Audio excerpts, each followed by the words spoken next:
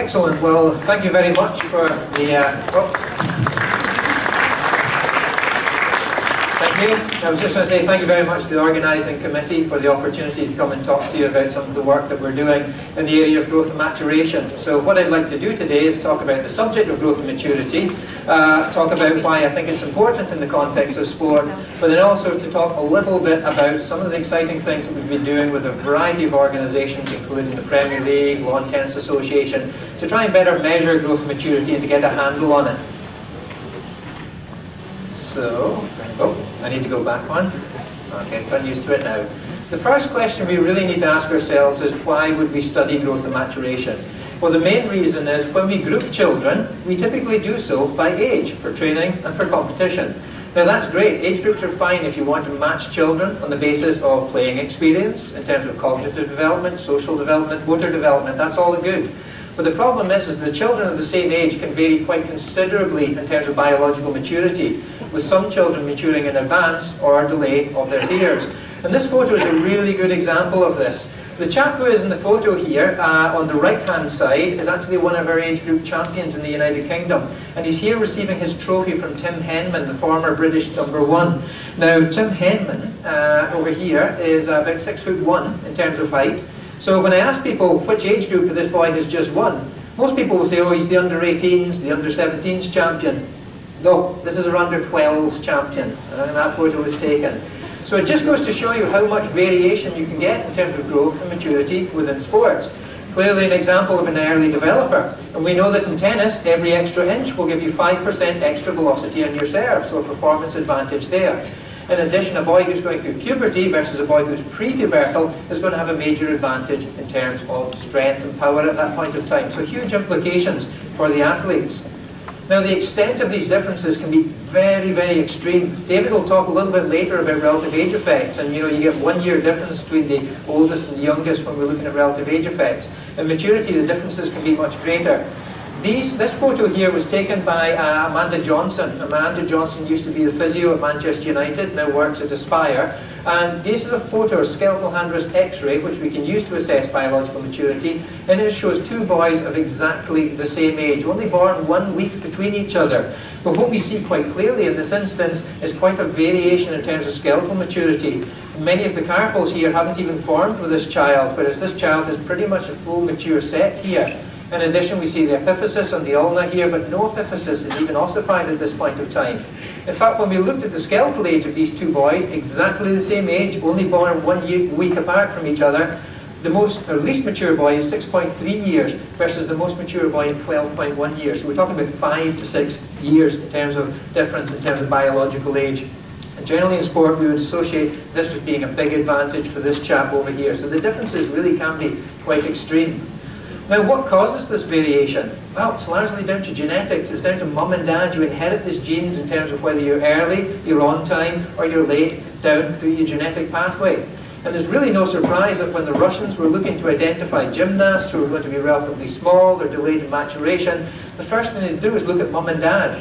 Were mum and dad small? Was mum late maturer? Well, if mum was a late maturer, there's a good likelihood that the daughter would be a late maturer as well. And so that was part of the idea there, because there's such a strong genetic link there. Usually about 60 to 80% of timing is down to genes.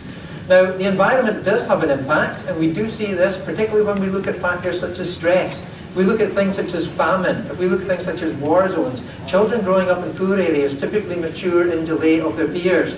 Girls growing up in some of the slums in India will typically mature 4 years in delay of their same age peers growing up in more affluent areas.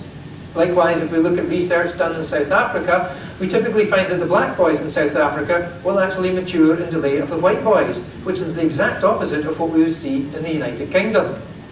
Now, stress is an interesting one because those types of stresses will delay maturation, particularly poverty or lack of nutrition, but sometimes there's some evidence as well that suggests that little intermediate or more acute bouts of stress, such as a girl growing up in a single parent family, that might actually accelerate growth and maturation as well, with those types of girls developing a little bit early. So it's a really complex interplay between genetics and the environment when we look at maturity timing. So what's the impact of maturity timing? Does it matter if you're early or if you're late or if you're on time? Well, in sport it has huge implications, and we really see this with the early maturing boys.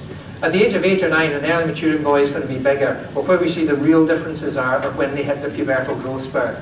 The early maturing boy typically has a more intense pubertal growth spurt, so he puts on a lot more muscle mass at this point of time. He's also bigger and he's taller and stronger, and as such he really has a big benefit in terms of athletic performance. Okay, so we see some big benefits there for the early maturing boy. And given that they're bigger and stronger and more powerful, it's really not surprising that we see a much more adaptive motivational profile too. These boys are very confident, and we know that confidence is a major driver in sport. So these are the sort of boys who are selecting themselves into rugby, football, the types of sports which will demand those abilities. Now a late maturing boy, they will go through puberty, but much later, it could be 14, 15, 16 or so. They will increase in size, they will increase in terms of muscle mass, but not quite to the extent as the early developer. And of course it occurs much later, so we start to get these big discrepancies.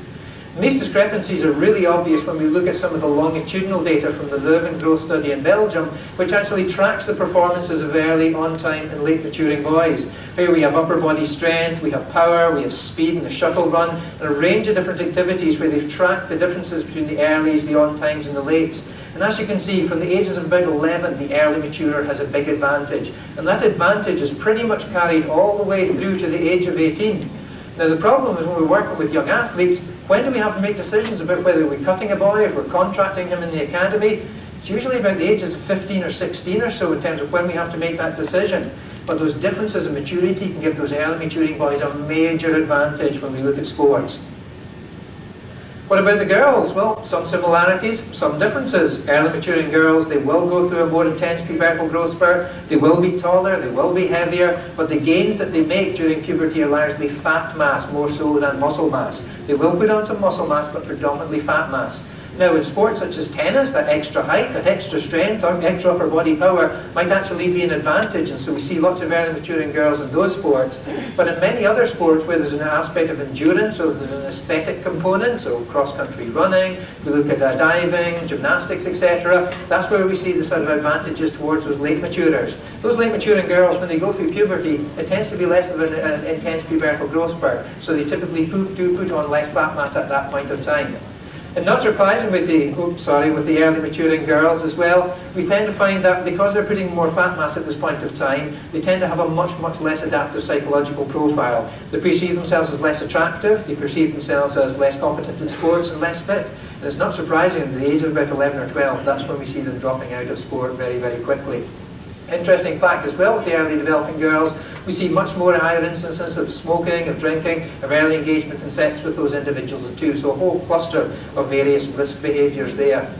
Now this is longitudinal data as well, looking at the differences between early, on-time and late maturing girls. And the differences aren't quite as clear-cut as what we would see with the boys. But generally, as a rule of thumb, we see that those early maturing girls have a little bit more in terms of absolute strength, a little bit more in terms of absolute power. But anything to do with movement of the body or endurance, that's where the late developer has the big advantage. And given that sport demands these types of attributes, it's not really surprising that we start to see selection biases kick in at those types of points of time. So what are the implications of maturity timing? Well, they're huge and they affect sport in oh so many different ways. If we look at talent identification, it's really not surprising if you go out there and you're testing all the boys in strength, speed, power, etc. Who's going to do well? The early maturing boys. Well, is it because they're great athletes, or is it simply just because they've experienced the pubertal growth spurt a couple of years in advance? It's giving them that benefit, so it can either enhance or it can mask differences in terms of athletic performance, making your jobs as coaches and practitioners very difficult. And there's implications for competition too. If we're looking at having boys go into competition, if we have a big early maturing tennis boy and we put him up against a bunch of boys who are actually regular 12-year-olds, it's not going to be much competition for him. He's not really going to get the opportunity to really fully challenge himself. And likewise, some of those late developers, fantastic technical skills, but they simply lack the physical ability to compete with those big early maturing boys, so they often get lost to the system. But it also has implications for training. If I have a boy who's going through puberty at the age of 11 and another boy going through to 15, well, different types of training programs are going to have different types of effects at different stages of development. Likewise, our growth spurt is a period of time where we get an increased risk of stress fractures, increased risk of epiphyseal type injuries, osgood-Schlatter severs. So we need to take that into account, because for one boy that might occur at 11, but another boy that might be at 15. So really important. We'll take a look through these across the next slides.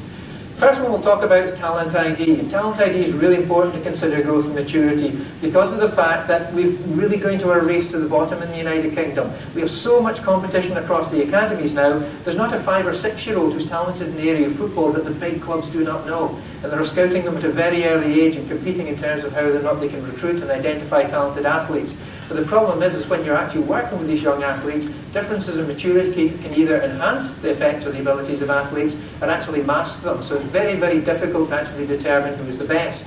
And what we start to see because of these maturity differences is all of a sudden these selections of gradients coming in and these maturational biases kick in. And they typically occur exactly the same time that puberty is onset. So usually about 11 to 12 in the boys and about 10 to 11 within the girls. If we look for selection biases, in any sports that involve speed, strength and power, American football, soccer, rugby, big selection biases, all kicking in from the ages of about 11. We would look at our data in tennis, again, big selection biases towards both early maturing boys and early maturing girls. Kicking in at about 12 for the boys, kicking in even earlier at about age 10 for the girls. This is a really fascinating one too. We've got some data now from British Triathlon that's been coming in, and it actually suggests to us that what we're doing is we're actually recruiting early maturing boys in British Triathlon, with a lot of them actually coming from swimming. Now the problem is that if we think about a junior triathlon's a sprint. Fantastic, excellent, strength, speed, power, the early maturing boy has got that. But at the Olympic level, it's an endurance event. So the boy who's going to be really good at triathlon at the ages of 15 or 16 in a sprint event is not always going to be the boy who's going to be best later on. In fact, one of the concerns they have is that some of our best triathletes in the United Kingdom are classic late developers who had never been spotted at the age of 12, 13, 14, but really came into their development later on because it's a different type of sport. This is some of the data we've got from tennis with the Lawn Tennis Association. So we looked at the data from the LTA with all the girls and the boys, and we found that there was only about 4% actually, we only found actually 4% late maturing girls in tennis, with the vast majority either being early or on time. And of note, those girls who are on time are closer to early than they are to late. So if you're a late maturing girl, and that's simply down to genetics, your chance of making it in junior tennis is very, very challenging. This is the same data here for the boys, and what we have here is the percentages of boys who are early, on time and late as it relates to age. And if we look at the normal levels here, the under 10s, we find most kids are on time. Okay, we find some earlies and some lates, but most kids are generally on time. And that makes sense because it's prior to puberty. Those big differences haven't kicked in. Early, on time, late, it's not a huge factor. But as soon as you get to the under 12s, that's where we see the late developers really starting to get taken out of the system. By the time you get to the under 16s, they simply don't exist. And again, this is the top 8 in every age group in the United Kingdom. In contrast, those big early maturing boys are really taking off and dominating at that point of time. And this was some brilliant data. It just came out here earlier this year. It was conducted by my good friend and colleague Mandy Johnson. As I said, Mandy used to be the physio at Manchester United. She's also the physio at Aspire, and she combined the data from both clubs to look at the selection biases in soccer as it related to early, on-time and late maturers. And it's very similar to what we find here with the tennis data and also with some of our other data here. If you look at the under 9s and the under 10s, they're normal kids. Most kids are on time. There's some early maturers, there's some late maturers, but there's no clear bias. This is the sort of proportions we would see in a normal population. But as soon as you get to the point of the under 11s, under 12s, etc., that's where the biases start to kick in. And by the time you actually get to the under 16s and under 17s, 60 to 80% of all boys are early maturing. And think about it, the boys have got absolutely no control over that. That's simply genetics, and it's kicking in and it's causing a big maturation bias. If you're a late maturing boy in football, well, good luck. You're going to have to be really, really special to stay in the system. Because by the time you get to the under 16s and under 17s, there's only about 4% of them left. Okay, so a real big challenge there if you're a late maturing boy. Interestingly enough, if these guys can stay in the system, they actually end up, if you allow them to be in there for a long period of time, as some of your best athletes, because psychologically, technically, they must have something special to be able to compete with those early maturing boys. So really, really nice study. Other sports, we see the biases towards the late developers. We're starting to work now with British Gymnastics. We're looking at things such as dance as well and ballet. Classic sports we select for the late developers. And again, if we look at distance running, cross-country, etc., again, sports that will emphasise an endurance, and we'll see the selection there towards the late developers. Now, ballet's been a really interesting one because I've got a PhD student who's a former ballet dancer who's been going into some of our elite-level professional schools in the United Kingdom. And what she's been doing is looking again at the proportions of early, on-time and late maturing dancers. And again, if we look at the young children, usually around the ages of 12 to 13, most of the girls are on time, with some earlys and some late. But as soon as you start going through this period of time, all of a sudden the selection bias towards late maturer comes through. And if you're an early maturing dancer, well then good luck. Again, you're going to have something psychologically or technically fantastic to allow you to actually stay in the game. Because ballet is an activity where they want the thin body, they want the linear body, the long legs that the late maturers have, the short torso. There's a big aesthetic ideal, and naturally we get these selection performances kicking in, both direct and indirect. This is data as well taken from my former boss Bob Molina back in the States. It shows individual studies where they've looked at the average age of menarche for girls in different sports. And right enough, if we look at these ones over here, these are kind of our aesthetic sports. Most of those girls are actually having their first period quite late. Now, when this data was collected, the average age of menarche was about 12.8. Just now in the United Kingdom, it's about 12.4. So these girls are classic late developers. And again, if we look at the cross-country and the distance running, again, selection bias towards late developers. Team sports, football, rugby, see an even mix, but in those types of endurance and aesthetic sports, some very, very strong biases. Now, we've got to keep in mind it's not just the direct benefits we need to talk about here, but there's also a lot of other factors going in. We have to keep in mind that growth and maturity, it doesn't grow up in a cultural vacuum. With the children's bodies, the children's sizes, the performances, they have social stimulus value. And what we start to see is that the rich get richer. You know, those early maturing boys, they get selected into the systems, they get the best resources, they get the best coaching, they get the best standard of competition. So we've got these additional biases that are kicking in at this point of time. And so I think it's really important to keep in mind it's not just about the direct effects and benefits, but also more subtle changes that are occurring. And this has led to a number of concerns in youth sports. Big concern we have, and this is something that people like Ross Tucker have flagged up, is we appear to have selection strategies that are selecting athletes on the basis of attributes which are not fully realised until adulthood. So we're actually jumping the gun a little bit too early. Okay, so we might not always be getting the best athletes. In addition, those physically gifted athletes, they rely on their strengths. They just run over the other kids, or rely on their big serve. And those types of kids play to their strengths and don't develop the other elements of the game which they need to succeed. When the other kids catch up with them, that's when they struggle and they drop out of sports. But a big concern is we've got all these physically talented kids who are equally talented and could have equal opportunities for success, but they simply don't have that opportunity due to the physical disadvantages with being a late maturer. Now, Alex Ferguson really summed it up beautifully in his book on leadership. There's a chapter on talent identification in there, which I highly encourage you to read. One of his biggest concerns when making decisions at Manchester United was actually investing in the wrong boys.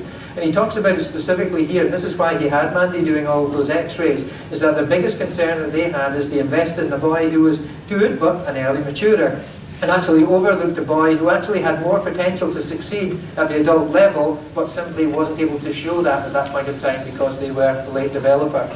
And he's not wrong. If we look at some of the longitudinal data that looks at early, on time and late maturity going into adulthood, well, if we look at this data here, early maturers dominating in terms of strength, but as soon as we get into adulthood, there's no difference. So what you see is not what you get when you're looking in adolescence.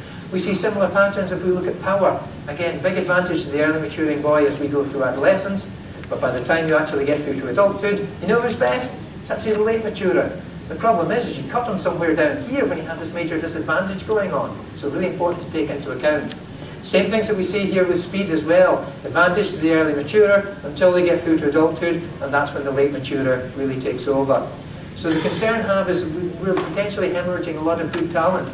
And every club that I work with has their own story about a certain player that they had on their team who they thought was too small, wouldn't be able to compete. They sold them on or passed them on to another team, and they come back, and people like Harry Kane, because his going rate just now, probably about 100 million on the transfer market, and I'm sure Arsenal are pretty peeved that they didn't select them at that point of time. And not to pick on Arsenal, there's lots of teams, every team out there has their own story about the player that got away with it, Kevin Keegan, Jamie Vardy, etc.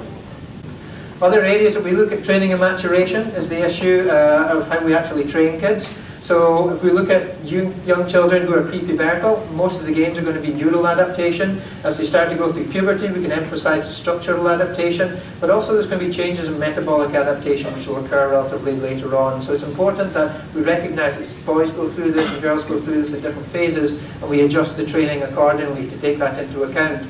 So one of the things we're doing in the clubs now is actually looking at maturity match training, where we're actually looking at certain bands, so we can look at what percentage of adult height the child has got, and we can recognise when they fall into pre-puberty or post-puberty, or they're actually going through that growth spurt at that point of time too.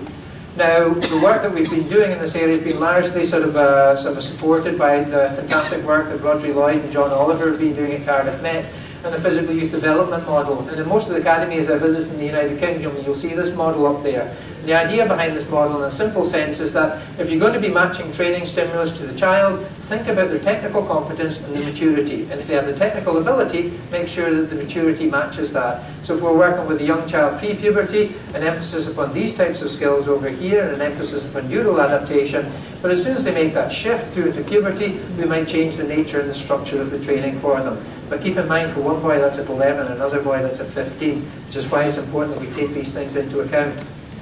Another concern during the growth spurt as well is that athletes tend to be more susceptible to injuries. We see stress fractures, Osgood-Schlatter, severs, etc. So recognising that this is a point of time for injury and actually controlling for that, maybe adjusting training load dependent upon where the athlete is and the maturity status is really quite important for us.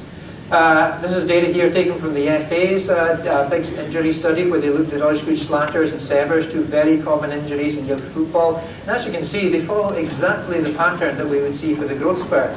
Severs occurs a little bit earlier in the heels because, guess what? Growth occurs in the feet before it occurs within the legs. So that's why you see severs peak a little bit early, but Osgood-Schlatters peaking a little bit later. Now, some of the most success we've had in the clubs so far is that the clubs now recognise when this is occurring, and they can adjust the training programs accordingly for different kids. And we're getting some notable reductions in terms of injury there. So what are we doing across these various clubs that we're working with? Well, we're trying to break up these biases in a number of ways. First and foremost, education. We want to make sure that all the coaches and practitioners are educated in the subject matter of growth and maturity. We set up systematic measurement programs as well, so they're measuring the athletes on a regular basis and able to detect these shifts and changes. But also, this is the exciting thing, is that the clubs have been taking this information and coming up with really interesting strategies as to how they might help the early developers and the late developers. And I'll share some of these with you today. In terms of how we assess growth and maturity, we're really not doing that much. We're relying on somatic indicators. So height, seated height, weight, looking at the heights of the biological parents. And we use all of this information to calculate things such as maturity status, are they pre-pubertal, pubertal, post-pubertal, but are the maturity timing, are they early, on time, and late, but other factors such as growth velocity, and factors such as peak height as well. This is some of the data that we have here for the Lawn Tennis Association. Because we're tracking kids and measuring on a regular basis, we can now detect some of these sudden shifts for when the peak height velocity might be occurring. So it gives us a little bit more idea there. In addition, with the Lawn Tennis Association, we have the predicted heights of the children, so we get an idea in terms of how much growth is left in the tank. So we might have a boy who's 6'2" at 13, but he isn't getting any bigger. We've got some other boys who are 6'1" at 13, they're actually predicted to be about 6'7". So it's really important for certain positions, goalkeepers, second row in rugby, to actually have an idea of what the adult height might be. We also have stuff here as well that allow us to take a look at what percentage of adult stature the child is at. So at 95% adult stature, we know that they've gone through the growth spurt, and we can actually start to introduce more adult or more mature forms of training at that point of time. With Bath Rugby, we've developed systems which allow them to compare fitness testing as it relates to maturity. And we can see an example here of a boy who, when we compare him relative to his age group, he's not very good, but we actually compare him to his biological age groups and fitness standards there. We actually see there's a lot more talent. So it allows us to see some of the hidden strengths. We have the same thing with the PMA, with the Premier League. All the data from all of those clubs, about 3,000 to 4,000 kids, comes in there with the fitness data, the maturity data. It allows us to compare boys not just relative to the chronological age, but also relative to the biological age. And you might see that an early maturer is off the charts when we actually test him in his age group, but when we compare him against his biological cohort, he's actually not that good. In fact, he might be deficient in certain areas. And that's helpful for the coach, because the coach can then put things into practice to help address those weaknesses. Things we're doing with the Lawn Tennis Association as well. We've taken thousands of data points that they've collected over a period of time and started to create growth curves where we can actually plot an athlete relative to where they are in terms of their current age, but where they are in terms of their biological age too. So here we have an athlete within their own age group who's actually pretty darn fast over 5 meters, generally ahead of the curve, but when we compare them relative to their biological age, they're actually substandard. This is an area which we thought was a strength, but is an area we actually need to do a little bit more work on. And this is some of the exciting stuff we're finding in football is clubs are now starting to bioband athletes for training practices. So rather than just having age groups, we'll actually have biological groups. So here we've got an example that Matt DePledge has kindly shared from Southampton. And what they'll have in this instance here is they've got a group of boys, could be from the ages of 11 to 14 or so, but they're all between 80 to 89% of adult stature. So these are all pre-pubertal boys. They can benefit mostly from neural adaptation. These boys over here are 89 to 95% band, so these are the boys who are going through the growth spurt, so we need to be very careful with them. Also need to know that they're growing, they might get adolescent awkwardness, etc. But these boys over here are 97s, 94s to 97s. They're the ones who are probably still needing to adjust to adolescent awkwardness, but these 97 to 97 plus, these are sort of individuals who are more capable of doing more mature sessions at that point in time. So some really progressive stuff that's going on. And the last thing I want to talk about, I've got a little video to show you about, and things probably got the most attention, has been our issues of biobanding for competition. Now, a number of the clubs approached me, and the Premier League approached me and said, okay, we know that maturity is a problem. Early maturing boys are not getting challenged enough. Late maturing boys are getting overlooked. Could we actually have a competition where we group kids not by age, but by biological age? To get the idea that we can maybe challenge those early maturing boys and actually give more opportunities to those late developers. Well, from a theoretical perspective, it makes sense, and we never know. Again, maybe it doesn't work. If it doesn't work, it's good to know. But if it does work, this could be a useful solution. So we headed across, and we actually organised a competition with 4 clubs. We've done 2 tournaments now as well. And the basic idea behind the biobanding is if we looked in a general age group, we'd find that most of the boys, certainly in the central portions and the STEM positions, are quite often early maturers. So we might see a boy here at 96%, but a very late maturer out in the wing, maybe only 78%. So we've got a David versus Goliath situation there. This boy is going to dominate, this boy is really going to struggle. So what we say to ourselves is, okay, let's reduce that variance. Okay, let's reduce it to 5%. Only boys between 85 to 90% are allowed to compete in this tournament.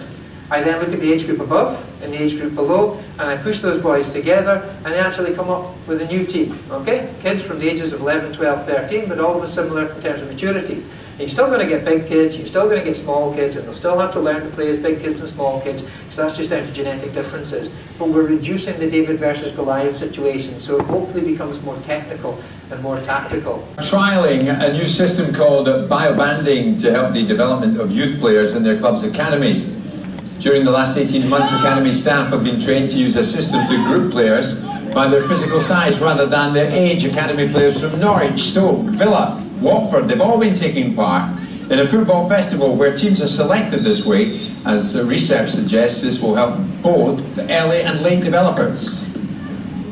It just creates a new challenging environment. If we can keep manipulating the football environment throughout the academy system and create this challenging environment, players will hopefully develop different skills, attributes, technical, tactical abilities that they might find are either suppressed from being a later mature player or just sometimes overlooked at developing them if they are a more physical, early developing player. Alex Chamberlain was a prime example where this kind of theory would have worked. Alex was a very late maturing player, technically very impressive even from a younger age, but we could tell straight away that he was lacking in his physical development. So with Alex and his family and the club, we decided that we would play him down another year in the younger age group where we could hopefully thrive, technically develop still, but also have time to catch up with his other counterparts in his age group. And once that physicality came with Alex, the rest is history almost, and he went on to do great things very quickly. So that was James Bunce, who headed up the project with us at the Premier League. He's since moved to US Soccer, and he's looking at the principles over there as well. So we've run 2 tournaments. We've interviewed 48 boys afterwards, early developers and late developers. And the opinion from the boys has been unanimous. 47 of the 48 said they really appreciated the biobanding.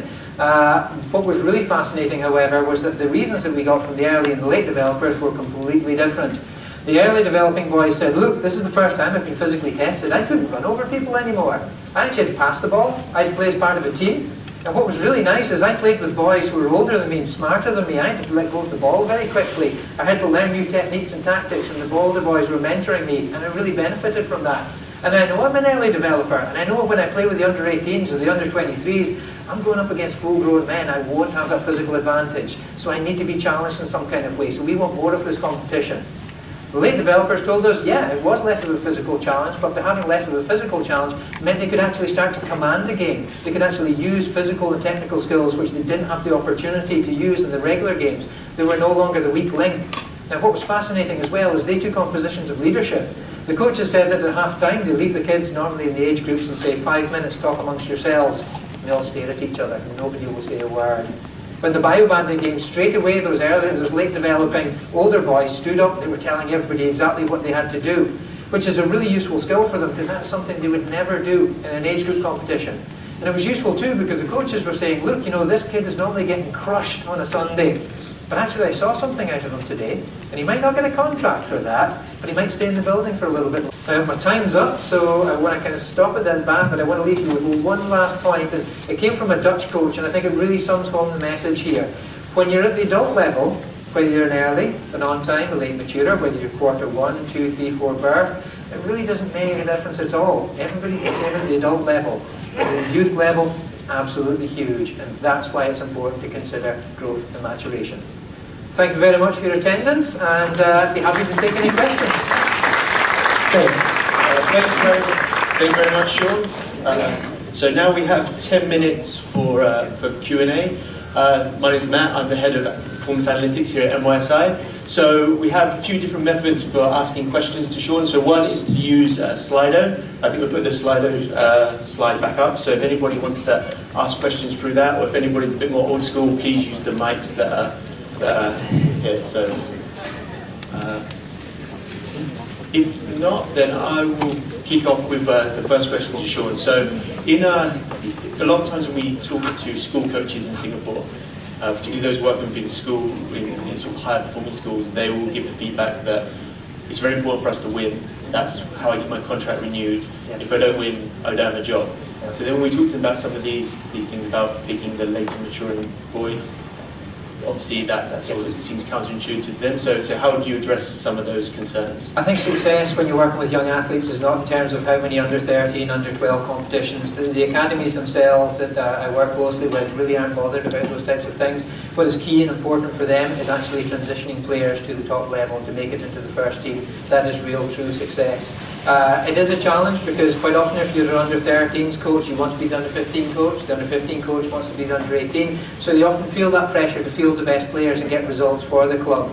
But I think if you've got a strong philosophy within the club that says, look, at the youth level, winning isn't that important. Yeah, at the top level, for the first team, yeah, it's clearly important. You've got to make that money, you've got to win those championships. But at the youth level, it's about producing players. And one of the clubs I work most closely with, Southampton, have a fantastic philosophy about that. And they've been one of the most successful clubs in terms of graduating players onto the team. In fact, 4 of their players who graduated onto the first team last year, 3 of those 4 were late developers who really didn't shine through until later on.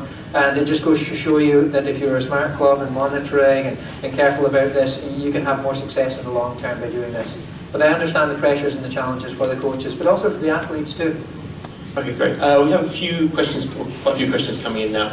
So the first is around team cohesion. Mm-hmm. So regarding if you're sort of continuously taking boys up and down, is there a potential negative impact on things like team cohesion? We were worried about that. That was one of the criticisms of Bybanding. You can't take children away from their friends. And we thought, well, that might come up, and that's why we took a very explorative approach with focus groups. And actually, the children told us the complete opposite. The kids were saying, you know, I knew that boy in the 13s and I knew that boy in the under 12s. I never played with them before, but I actually really enjoyed to get to know them and actually play with them. It was a new challenge. I had to adapt my game to play their style. And actually, I feel I've actually increased my friendship group here. So actually, across the club, it seems to be a big benefit. Now, some of the schools in the United Kingdom as well have actually been Bybanding across school levels just for fun and activities. And one of the things that they note is actually what appears to be problems across the year 7s not getting along with the year 8s. Well, when you're breaking clubs down in terms of Bybanding, it forces them to hang out and actually get to know each other. And the schools are actually reporting to us that a lot of those problems in terms of divisions across year groups are actually going away because the kids have met each other and enjoyed being with each other. So I think it actually has some positive things in that area and can only contribute. Okay, a few sort of similar questions that are coming through, but I did like this one is, I work at a school and I don't have the budget for Premier League football club. Yes. How do I go about doing Bybanding within my school? The methods are actually relatively simple. As I said, it's only height, weight, biological parent height and age and date of measurement that we're really requiring to do these types of calculations. You can easily do many of these calculations with a simple Excel spreadsheet. And I know that one of the challenges we have, some methods we use in the United Kingdom may not be directly applicable or as accurate with the Asian populace, but I know here at Youth Sports Institute in Singapore, you're actually working on developing more culturally specific prediction equations, which actually look a lot stronger. So actually, if you understand the method, and if you work with a scientist or somebody at the National Youth Sports Institute, you could quite easily do these types of assessments. As I said, we've got schools now interested in biobanding in the United Kingdom. And as long as they know the procedures, they've got good Excel skills, they can do it. Okay, great. We have another question here around the difference between physical maturation and the maturation of the central nervous system, and how they sort of differ. Okay, yeah, so the physical maturity and the nervous system, that's a tricky one. I'm not an expert in terms of neural maturation. Probably the one I think is probably most important to consider is the psychological maturity or psychological development as it relates to physical, because those aren't going to go hand in hand. As I said earlier, if we look at cognitive development, if we look at things such as social motor development, often those things follow age, and so I suspect that a lot of neural adaptation is probably going to follow age, a combination of age and maturity. So you need to take those types of things into account. You might be considering playing a boy up because they are physically mature enough to go in a group, but often they might not have the technical skills or the emotional skills or psychological skills to actually succeed within those bands. And if that's not the case, then don't move them up. Likewise, if you've got a late maturer who's already succeeding in their group and you don't see a benefit of moving them down, well, simply don't do it. So I think it's important to keep these types of things into mind, but apologies, I'm not an expert in terms of neural maturation, so I wouldn't want to give an answer on that specifically. Then a few more questions around, so other than biobanding, what are some of the other methods that could be used to sort of help those the late maturers sort of compete and progress? Okay, so one of the things we're doing is we have coach evaluations of players, and it's really fascinating. If you look at coach evaluations of players within games, the early maturing boys are dominating, the late maturing boys get relatively poor scores. So with the biobanding shifting back and forwards, we actually find that if the late maturers are played up, they get fantastic grades. The early maturers actually get poor grades. So having both sets of information for making decisions is important. And David Mann's here today. He's done some exceptionally exciting, very creative work as it relates to relative age effect and ordered bibs, and actually showing, I won't give too much away, but showing the visual cues that identify who is a quarter one or a quarter four. That can be really helpful in terms of addressing the biases that the coaches have. Well, we've replicated that study in football with biological maturity, and we found exactly the same thing. So I think that's a really exciting strategy, and I know that a number of the clubs are already putting that into place and looking at it and looking at the different potential cues they can use. So a variety of things that can be done. There's probably still a lot to be learned and developed over time too. Cool, great. We have one question from... Hi, Dr. Chan. Thank you for coming down to share with us all this. I think it's all very, it makes sense, obviously, the science, and it makes a lot of, it will do us a lot of good if we would follow this system. Sorry, my name is Ray Young and I'm a marathon runner. I just wanted to ask, like, in the UK, what is the motivation behind kids and parents like investing in a sport? Like, is it, do they go in with the dream of becoming a professional football player? Do they go in with the idea of like they're going to do this for life, at least as a hobby? I think it varies across the sports and varies within parents within sports as well. I know that from speaking to the academies, also speaking to a lot of the sort of national governing bodies, we are seeing more parental involvement, particularly in sports such as tennis, for example, where you naturally have to have quite a lot of parental investment because you're travelling around the country, and it's a lot of financial investment as well. So one of the things we're doing, so the clubs are doing this themselves, but I've been doing this with the Lawn Tennis Association, is educating the parents on the subject matter, because that's really important. Because if you're going to be playing a boy down and you want to remove any social stigma associated with playing down, it's important to explain why the boy is a late developer, why this philosophy is being put in place to the mums and the dads. And likewise, we've done this with the tennis as well, because the parents are always involved in tennis, and we have to have them on board if we're going to be applying these types of strategies. But in general, I think because we've had this massive investment in youth sport, particularly in the Premier Academies, we have a lot of mums and dads now who often think their child is going to be the next David Beckham.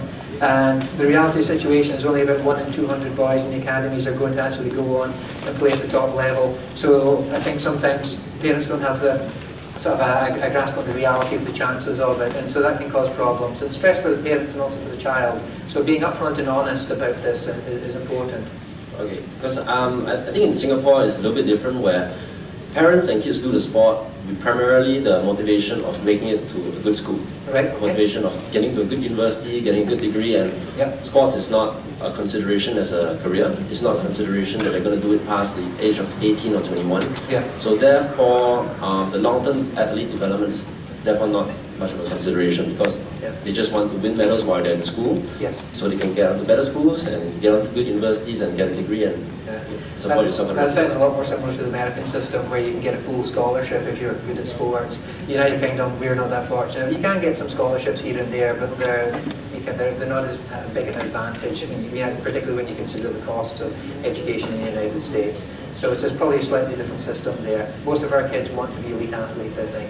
Okay, yeah, that's good. Yeah, we actually see students being kept back sometimes here, but it's because the coaches, like there's certain schools who play like 17 years against like 15 and 16 year olds, because they can actually make use of the physical strength and the power. That's where it's not benefiting anybody. I remember being down in South Africa recently, and one of the guys who was a former India cricket manager talking about his boy playing a game, and I think it was under 12s, but they had one boy who was 12 years old, but biologically about 15, who came in and just destroyed everybody. He was a fast bowler. Nobody could challenge him in any way whatsoever. It wasn't pushing this 15-year-old in any way, and it certainly wasn't helping any of the 12-year-olds.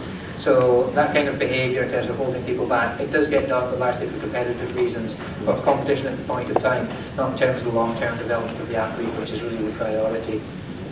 Thank you, Sean. You're very welcome. I think we've got time for one more question from Prof. Mike Chan. Okay. Yes. Good morning, Michael from NIE. I'm a very, very late developer, still waiting for my growth spurt. Me too.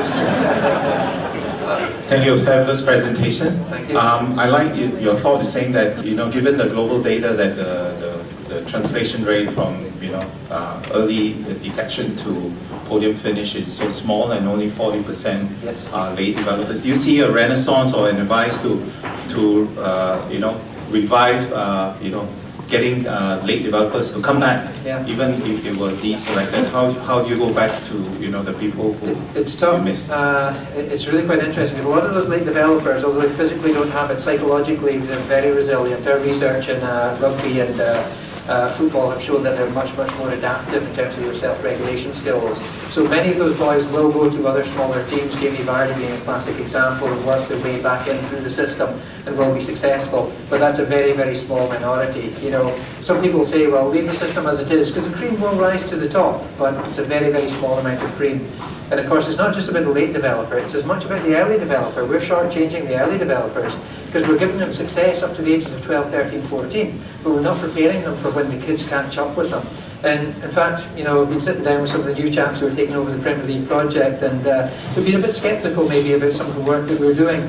I think it was all about the late developer, but once they've actually seen what the clubs are doing, they're actually quite convinced now, I think, that it's much, if not more, about pushing those early developers. As I said, at the adult level, it shouldn't make a difference whether you're early, on time or late. And if we can challenge both sets of groups equally, then hopefully we can get more early and late developers coming through the system and more success. Right. I think we should have a campaign and say, sorry, we missed you earlier, please come back. I think so. Thank you.